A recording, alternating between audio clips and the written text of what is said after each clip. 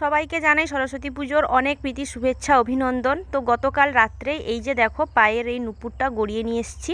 মেয়ের যে নুপুরটা ছিল ওটা ছোট হয়ে গেছে, তো মেয়ের বায়না যে পায়ে আমাকে নুপুর পরতেই হবে সরস্বতী পুজোতে। তো বাধ্যগত গিয়ে এই যে দেখো এই ডিজাইনের বানিয়ে নিয়ে এসেছি। তো কেমন হয়েছে কমেন্ট করে জানিও।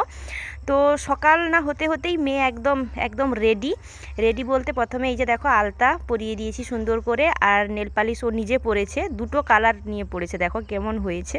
তো যাই হোক, নিজে নেল পালিশ পরেছে, আমি আলতাটা পরিয়ে দিয়েছি। তারপর মেয়েকে এখন রেডি করাবো, কারণ এখন প্রায় 8টা বাজতে যায়। সারা রাত যে কীভাবে ঘুমিয়েছে ওই জানে।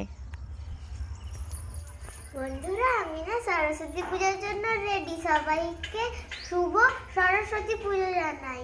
Bye bye. আমাকে কেমন লাগছে জানিও।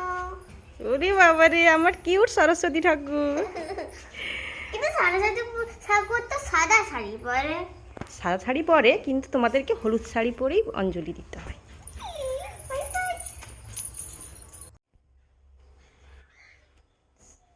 বন্ধুরা, সরস্বতী পুজোর অনেক শুভেচ্ছা।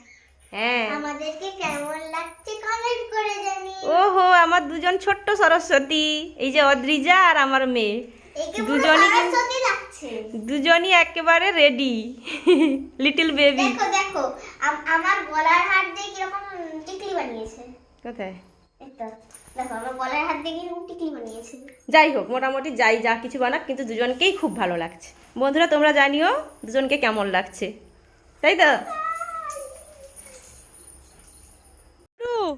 ইরে বাবারে, গুড্ডুকে কি সুন্দর লাগছে, দেখি দেখি গুড্ডুকে দেখি। বাহ, গুড্ডুকে তো বেশ ভালো। কে শাড়ি পরিয়ে দিয়েছে?